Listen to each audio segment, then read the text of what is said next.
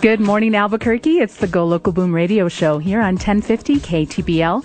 I'm your host, Krista Benavides with Cheese Bus Performance Solutions. Thank you so much for tuning in this morning. Go Local Boom Radio is where we celebrate local businesses and organizations in our communities by getting to know the people behind them.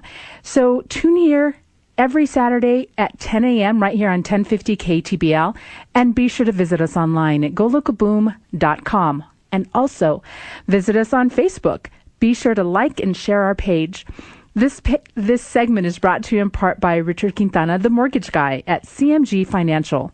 For all your residential mortgage needs, give him a call at 505-985-5113 or email at rquintana@cmgfi.com. My first guest this morning is Barbara Lindsay with Paradise Hills Community Preschool. Welcome to the show, Barbara. Thank you, Krista. I'm happy to be here. This is exciting. I'm so glad you're here. And Mrs. Lindsay, or Barbara, and I go back a ways because my daughter used to attend Paradise Hills Community Preschool, and it seems like it's been not that long, but it's been a few years. So welcome to the show. I'm glad to have you here. Thank you. I'm really happy to be here. So give us a little bit of background about Paradise Hills, and then we'll get into why you're here and the big event that you all have coming up. Okay, thanks. Well, it's a long story, so I'll try to shorten it a little bit. Back in 1964 on the west side, the first kindergarten that was started was in a home with, I have to get her name because it was so long ago. Her name was Elaine Moore, and she started kindergarten in her home, and that was the only kindergarten on the west side at the time. The community, which is Paradise Hills, got together, and a few years later they found an abandoned home that was left empty in a fairly new neighborhood and gathered together as a community. I'm not sure of all the process because this is history passed down over time, but they gathered enough funds that they could purchase the home for the community to start a kindergarten there. And sometime between 1964 and 1968, all the paperwork happened, and pretty soon it became a kindergarten. So that was in 1968. And then from there, I think the date was 1976 or 77. I'm sorry, it was probably 1974 is when APS took in the kindergarten and integrated it into public school. And so the community again got together and made it into a preschool. And that's pretty much how it started. And we're still in that same little house, in that same little community. And a lot has happened in that time, and a lot of great education for children between 2 and 5. And I just feel grateful that I even kind of stumbled upon it, was able to be a parent there, and then was able to be a teacher there, and eventually the director and that's the position that I hold now. That all happened over many, many years, many, many people helping it get there. And just there's so much history that's within the walls of that school that it's kind of a gem, a lost gem in a little community. Not very many people know about it, but it's a pretty amazing school. Oh, yeah, absolutely. And you know, I found out about it through a person that I met at the gym as I was looking for a preschool for my daughter, and she just raved about it and talked about how she had gone there as a child, and now she has her own children, and her son went there, and he was getting ready to graduate at the time and to go into St. Thomas Aquinas. And St. Thomas Aquinas was just raving and said, oh, we love kids that come from Paradise Hills Community Preschool because they're so prepared, and they're not only academically but socially, and just raved and raved about it. And so, you know, that was the first step that it took for me to get my daughter involved. And she was there 2 years, and now she's in first grade, and time flies, but I can definitely give a testimony, if you will, about the great things that Paradise Hills Community Preschool does for the children in the community. And it's that idea of the one-room schoolhouse, and the fact that the teachers have been there a long time, and they're really invested in the kids, and it really is a community effort. That's right, Krista. I think one of the beautiful things about it is a an older house that's just been renovated and remodeled to house one individual classroom at a time. And then we've been able, over time, it started out with just 2 classes all in the morning. And that's when I stumbled upon the preschool I had 2 children, and they both attended at the time, and just struck up a relationship with the director / teacher at the time, who was Marlene Lacey, and we just became friends.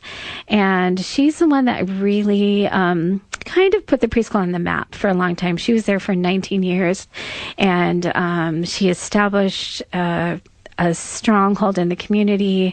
She gained trust with the parents, and she started the educational process that really led on to when I would have the opportunity to take over, and just used that as a really firm foundation to create the curriculum and the school that we have now. And a lot of tribute goes back to Marlene Lacey. I only worked with her 1 year as her assistant, and then she decided to retire. And I was just lucky enough to be in the right place at the right time. And I was starting on my educational, and kind of in the middle of my educational degree, and just decided to take a turn and focus on early childhood. And I had a chance to become the director that next year, and with a lot of hard work, and finish my education in early childhood. And I had the wonderful opportunity to attend UNM and go to the early childhood classes and then practice on my school the next day. So that was kind of like my experimental school that I had for a while, until I kind of figured out what I believed in and what I didn't, and the strengths and the strengths of the curriculum, and the strengths of what education, how it really made a difference. That all happened over the next few years as I experimented with being a teacher / director, and worried, and just developing what the curriculum has become and what the school has become, and being able to touch lives of the children. It's remarkable. I feel like I have the best job in the world. It's amazing. Oh, yeah, absolutely. And that passion is definitely something that all the teachers share with you as well. So listeners, if you're just tuning in, my first guest is Barbara Lindsay. She's the director at Paradise Hills Community Preschool. And so she was just providing some background and history about how long the school has actually been in existence. It's located on the west side of town, been around since 1963, and they have an annual event coming up. And that's actually why Mrs. Lindsay is here today, to get your support for their annual event. So why don't you tell us about this event? Well, we're coming up on our 50th year of being a preschool, and so we've decided to really celebrate and embrace the community and all of our alumni and our current students, past, present, future kind of students. And we're celebrating at James Monroe Middle School on April 14th, and that's the Saturday, which will be convenient for everyone, we hope. We plan to have a parade in the morning beginning at 10, and that is open to any of our students, any of the community children, probably between the ages of preschool, which starts at 3, but we are able to invite children to be a part of our parade, especially if they've been an alumni, if they've been in our school. We really encourage families to come be a part of it from the ages 3 to 9. And we also have some our local celebrities that are going to be attending. We have one of a news host who is Jessica Garade, and she will be our host for the day, and she's going to be a part of our parade and then help us with our ceremony following the parade. And then the mayor is sending Clara Chavez Dudley, and she's a senior policy advisor in charge of education, and she'll also be a part of the event. Following the parade, we will have games, face painting, treats, food will be available, and we'll also have an art show inside for our current 2017-2018 students, and then we'll have a silent auction going on at the same time. That sounds like a great event. So give us the time frame. What time does it start? What time does it end? It's at 10, and then we think we'll probably end up closing up at 3 o'clock. But the availability of food will be there, and touring the art show, fun and games that most of them will be free to the community. We're just giving back. And then also a silent auction going on for our fundraisers. So excellent. Well, that sounds great. So give everyone your contact information just for the school in general. And I'm sure if they want more information, they can also contact you there. Yes, for sure. Our phone number is 505-898-3122, and that will get you to the preschool. We will be having some spotlights on our website. So if you'll go there at P as in Peter, HCP at msn.com and check on our website. We'll have some information given to you that will be there just to promote April 14th. And then also we'll be promoting on Facebook. So we'll make sure you visit us on Facebook and see what we have to. We're going to be sending out messages all week and the next week, so all week prior to Saturday. Excellent. And the preschool's website is what? phcp at msn.com. So that's the email address, and then the website. Yes, I'm sorry. phcp at .org. .org. Okay. Yeah. I wasn't sure. I should have it memorized, right. But it's been a few years, and now I have my daughter's her first grade school, and that's memorized in my head.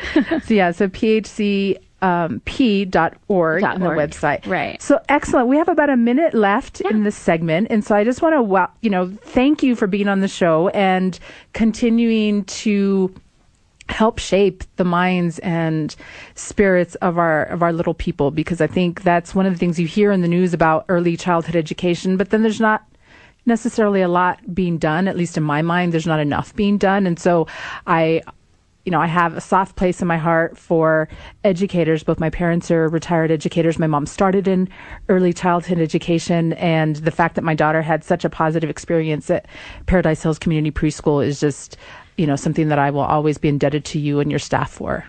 Thank you very much. I just want to also say we feel a privilege to be able to educate the children in the community. We've tried really hard to make sure that we elevate them. We've been nationally accredited since 2002, and we just try our best to make sure education is fun and exciting for them. Well, that's great. Well, that was Barbara Lindsay, my first guest here on Go Local Boom, and I will give you her contact information again in the show wrap up. So stay tuned for our next guest. This is Go Local Boom Radio here on 1050 KTBL.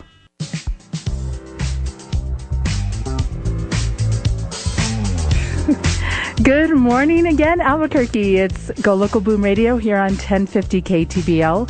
I'm your host, Krista Benavides with Cheese Bus Performance Solutions. Thank you so much for tuning in this morning and every Saturday at 10 a.m. right here on 1050 KTBL. This segment is brought to you in part by Cheese Bus Performance Solutions. Cheese Bus Performance Solutions works with businesses and organizations to reduce the cost of doing business caused by ineffective or inadequate communication.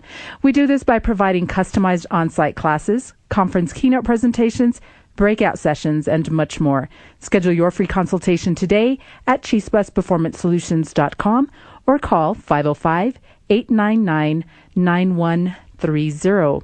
So my second set of guests this morning are Irene Vasquez and Natalia Toscano with UNM's Department of Chicana and Chicano Studies. Welcome to the show, ladies. Hi, good morning. Good morning. Thank you.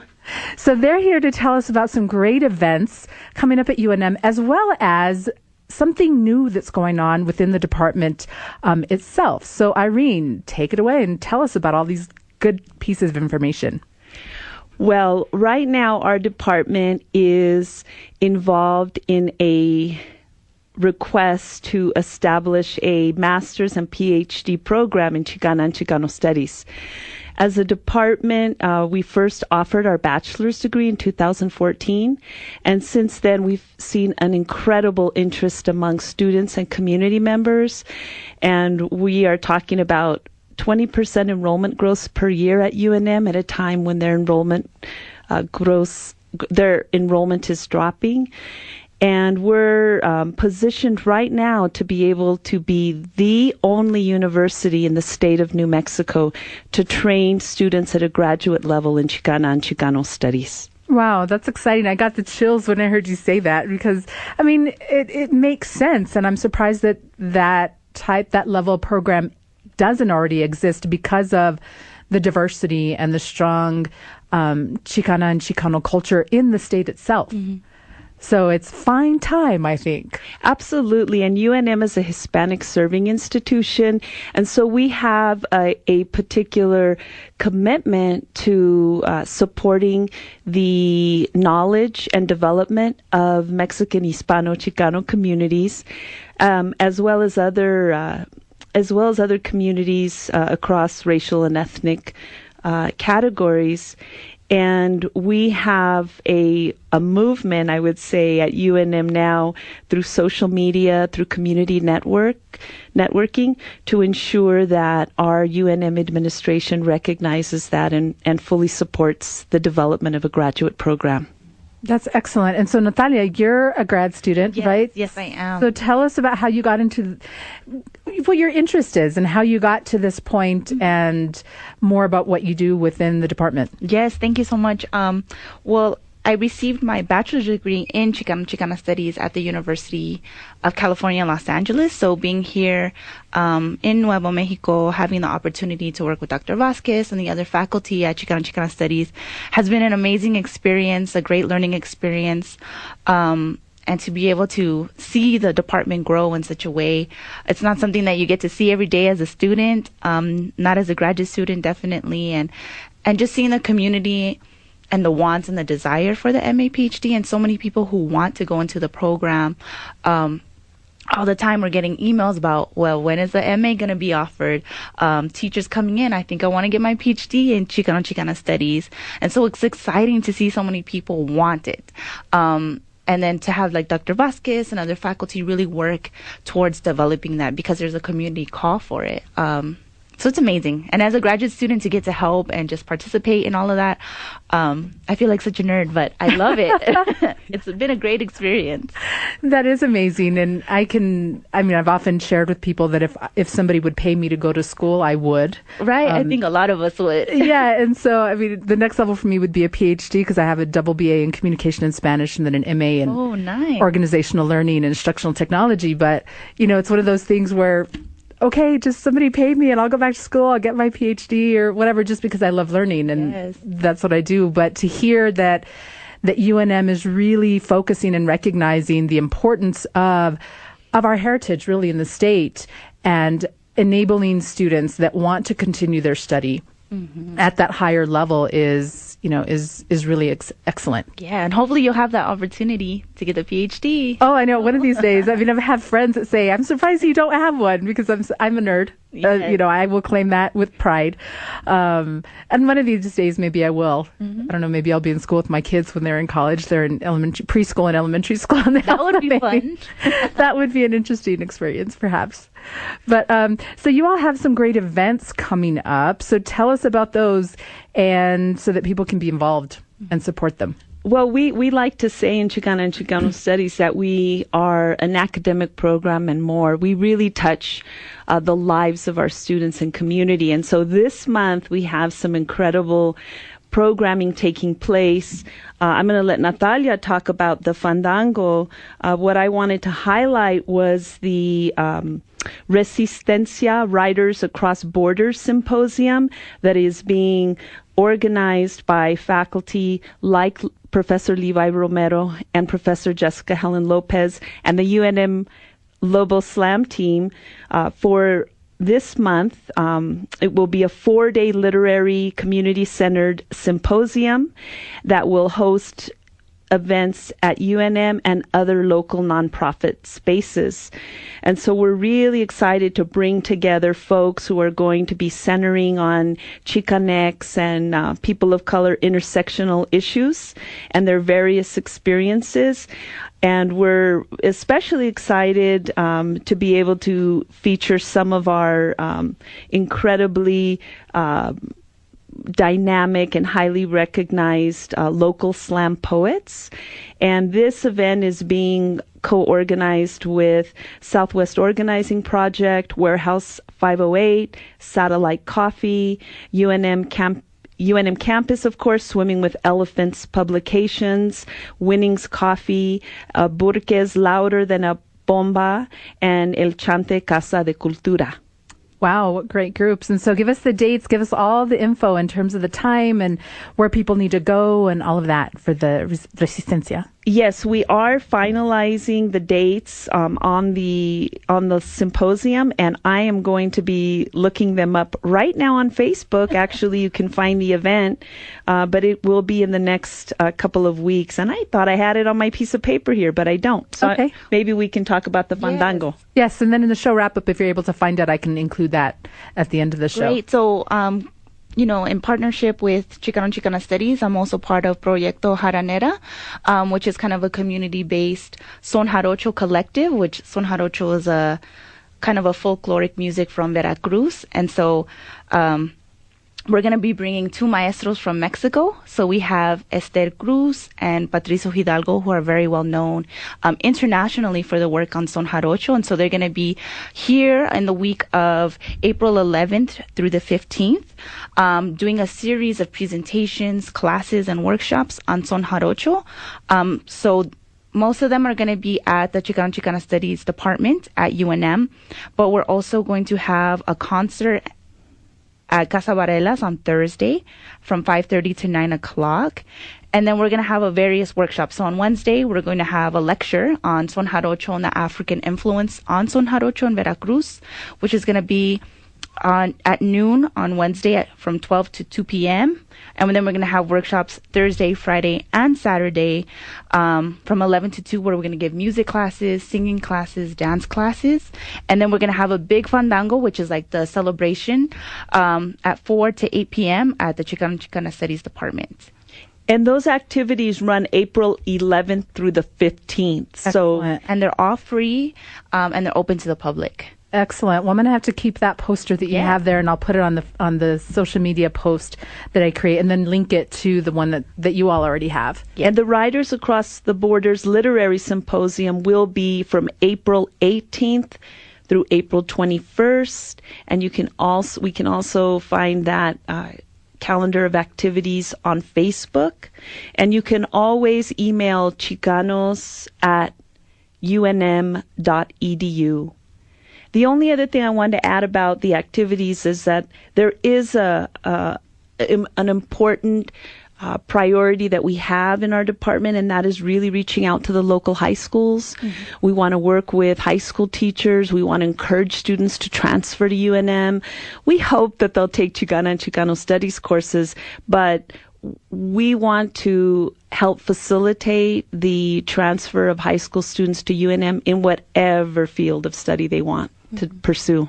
Excellent. Well, I'll reach out to all my teacher contacts. I taught middle school for a couple years when I was trying to figure out what I wanted to do when I grew up, and realized that working with adults is my not only my expertise, my specialty area, but my preference. Middle school students, not so much. But yes, I'll reach out to my school community of people and let them know about this. And what a great opportunity for people to get out and see what's going on at UNM, particularly in this department. But also it's free. Yeah. There's not often a lot of things that are of value that aren't going to cost an arm and a leg. And this is an opportunity for 2 different weeks during the month of April where people can get out and see what's going on, get educated, and support the community. Yeah. Excellent. So we have about 2 minutes left in this segment. So what is something else that the community, our listeners, can do to support what's going on at UNM at large, or specifically the Department of Chicana and Chicano Studies? Well, we are accepting letters of support and phone calls of support for the master's and PhD program. So if anybody feels inclined or motivated to do so, please send them to UNM, Chicana and Chicano Studies Department, 1829 Sigma Chi, and we'll be happy to receive them and include them in our quite large proposal for the graduate programs. And I think the last thing I want to leave the audience with is, in fact, that not only are we prepared to offer a high quality MA PhD program that will train students to do research, that will train students in communication and analysis, but we're also talking about, importantly, enhancing the leadership skills of our students so that they can work more closely with community. Excellent. Well, that's a great point and a great point to end on. Thank you so much for you both being on the show this morning. We appreciate it. Thank you, Krista. My pleasure. Well, folks, stay tuned. We'll be right back with our next guest. You've been listening to Irene Vasquez and Natalia Toscano with the Department of Chicana and Chicano Studies at UNM. We'll be right back. It's Go Local Boom Radio here on 1050 KTBL.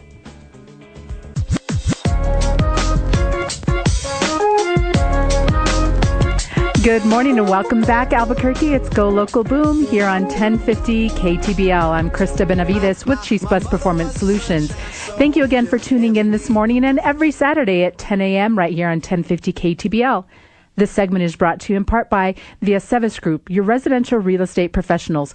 Contact them for your residential real estate needs at 505-270-2662. My final guest this morning is Leticia Chavez Paulette with A Peaceful Habitation. Welcome to the show, Leticia. Thank you. Thank you so much.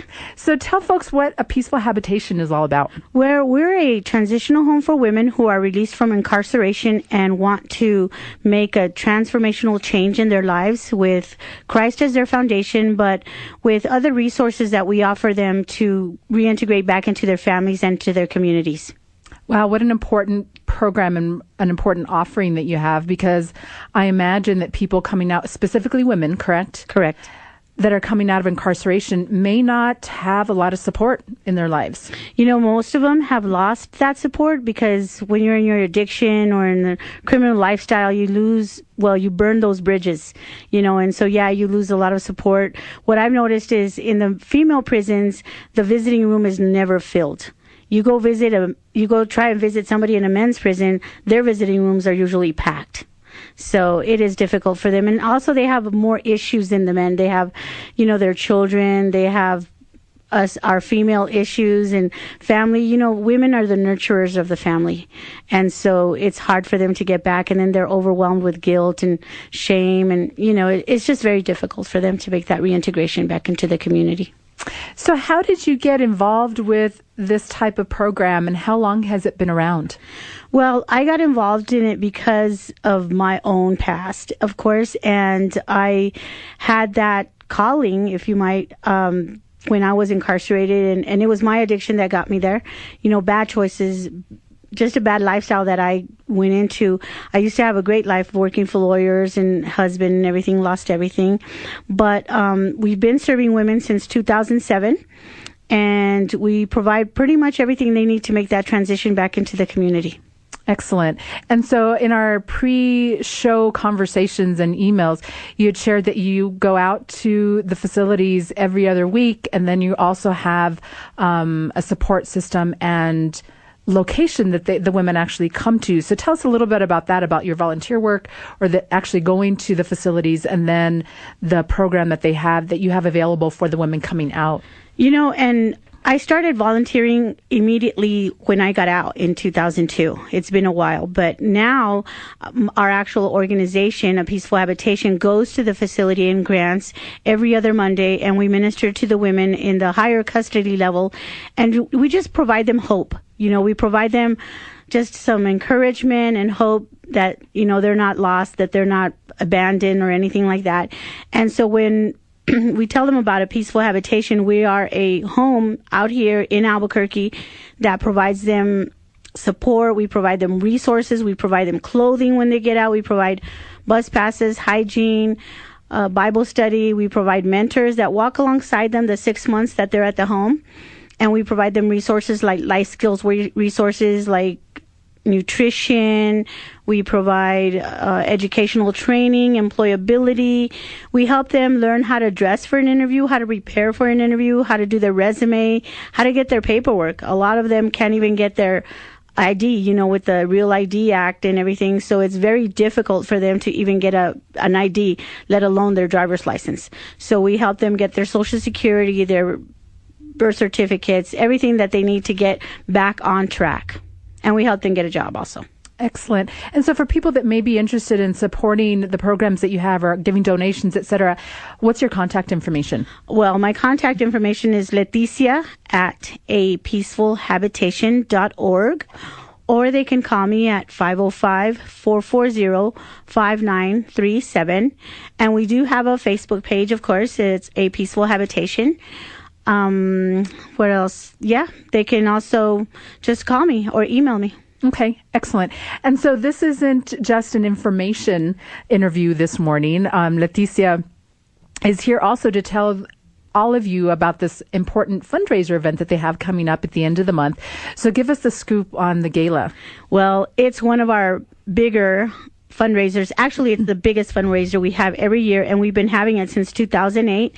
And this year it's going to be at the Marriott. We're calling it In the Beginning, going back biblical, but we're really twisting it up and talking about new beginnings of people that have overcome major, devastating, life-challenging issues in their life, like Mrs. Diana Duran, former Secretary of State. And she's going to be talking about her new beginning.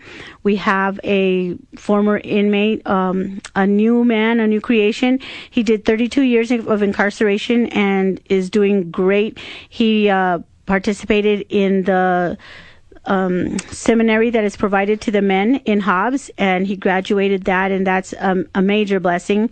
We have my friend and mentor also, Denise Seavey, who overcame her ovarian cancer, and she's in remission now, but she also wrote a book. It's called In His Hands, and she'll be talking about that. And then we have the son and husband of our graduate, who is now my program assistant, and they'll be talking about their new beginning with their mom and their wife. And so we have that.